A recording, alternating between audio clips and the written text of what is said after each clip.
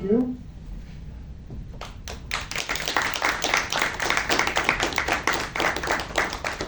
Thank you, Nick. Yeah, I think First of all, let me just clear up a misunderstanding. We're a social company. We're not a startup. We had a quick, but we were a startup in 2009. Back when our founder, a Swedish guy who came fresh off the bank crisis with the Icelandic banks and all that stuff, so he decided to do something good. And then he brought on 2 or 3 autistic IT people and got a deal with Telenor to help them with their IT problems. So anyway, that's our background, just to be clear. My name is Kanden. I'm calling myself a neuro-inclusive specialist. I'm a consulting manager. Let me just ask you, how would you rate yourself and your understanding of neurodiversity in the workplace? Everybody who has feel they have a 5, put your hands up. Everybody feel that they have a good level of understanding? 4?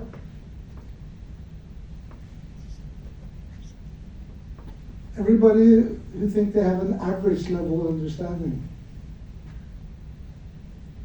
Some understanding? Very little or no? I was there less than a year ago. I was 1. I'd seen Rain Man and a couple of programs on NRK, and had no clue. Anyway,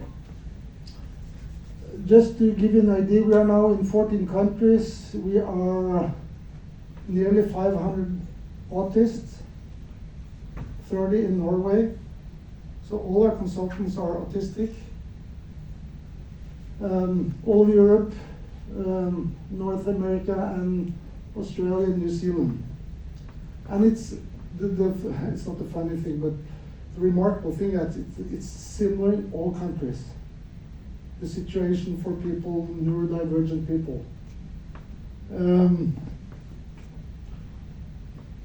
2 out of 3 autists who could work are not working. That's a fairly high unemployment rate. That's higher than people coming, from far.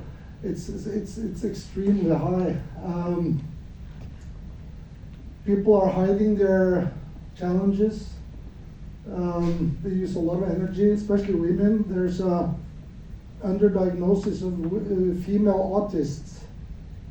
We used to think that there were, because there were more boys, but just like with ADHD, it's because of the manifestations are different, and all the tests and all the way they look at the research have been male-oriented as usual, and so there's been a lot of underdiagnosis. And also women are so much better at masking and imitating their surroundings to fit in.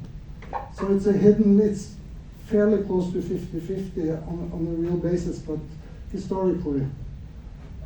Most companies are 1 in terms of knowledge and what to do about this. So these wonderful people, a lot of them choose to work in IT, math, physics, where they don't have to do a lot of people skills and reading the room or understanding, because they are really good at the creative see trends, they solve problems, very good at quality, consistent, but they have struggle with personal organization, planning, and sensory processing. So the same as with people coming from other countries, they are different. And in Norway and in most Western countries, the norm is very narrow. You have to fit within the norm. So I have this solution. How about just expanding the norm? So the the people excluded are very few, but the norm is narrow. There's a lot of people excluded. So that is our purpose. That's what we do. There's about 15% of the population is neurodivergent. And in all large companies, you find this mixture of people. And if you ask most companies, is this an issue for you? They say no, because people are masking. There's not a culture to be open about their challenges. And that's the purpose of our business, is to create a culture of openness and let people hire people. They hire our people to solve their problems, and they are excellent, way above average in doing that if the companies facilitate. And then our customers learn how to employ and make use of people who are a bit different. I'm not going to spend a lot of time going into that, but with all people neurodivergent, whether it's autism or ADHD or dyslexia or others, they have certain key skills where they are outstanding, and then they have some areas where they struggle, but they are cognitively different. And who can imagine what could be a positive consequence of being cognitively different? Thinking out of the box. Exactly. And what kind of creativity can you see from thinking outside of the box? We agree that we have unique challenges in these days, but if we take the normative, normal approach to everything, we will get the same solutions. And there was a smart guy who said, if you approach something with the same thinking that got you into the problem, well, you're not going to solve the problem. I was quizmaster for some of our people a little bit way back, and one of the questions was, I said, during the war, was it Germany who declared the US war first, or was it the US who declared Germany? And one of our people said, which war? That's just a tiny example. It didn't, of course, I thought the Second World War, but that's they see things differently. They have a whole different perspective, and that's brought on board if you include them. And then to let these people, our wonderful people, be productive and participate. You were talking about the billions lost. Can you imagine with 2 out of 3 unemployed? That's a lot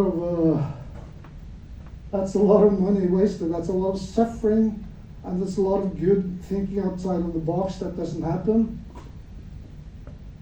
But to make reasonable adjustments, there's some sensory issues, equipment, it's a little bit of sound, a little bit, quiet rooms, etc. Some help with the executive functioning. Be clear on the communication, give them the agenda ahead. One of our wonderful ladies, she has a very hard time speaking clearly. She's very soft-spoken. You can hardly hear something. And my prejudice was that she was a bit sort of, timid or slow. She's a photographer. She was going to do some photographing on me, some portraits for the business. And then I got the team's message of how I was to behave. There was no timidity there. There was just this. You show up there. So I was shocked. That was the prejudice, because we think people are well spoken. Oh, they're smart. They're so great. They're extrovert. It's just she was just her speaking tool. It's not so good, but she's a smart lady, much more than me. So that was like, wow. So there's these are I mean, our people are put in the companies of our customers. We do some training, we advise them. They work, they sit out with the customers. There's no reason that they cannot perform jobs. There's some help, like you said, few things, opportunities they produce. Incidentally, we have the algorithm that does the allocation of electricity for Statnett during, they have milliseconds to do the allocations because of the power grid. One of our people did what 25 Accenture consultants couldn't solve, so some of these people are extremely smart. Anyway. I like the job people and it's all the same. You have to look at all the processes to improve for all kind of inclusion, for all kind of diversity. You have to look at how you manage your people, how you develop, keep them, how you onboard them, how you attract and recruit them, and the culture of inclusion and the training. All these areas, it's very similar across all sorts of diversity fields. So we've done this profitably since 2009. We run a business, we have a dual bottom line, make money and do good in the world. That's what we do. So connect with me on LinkedIn, and thank you very much.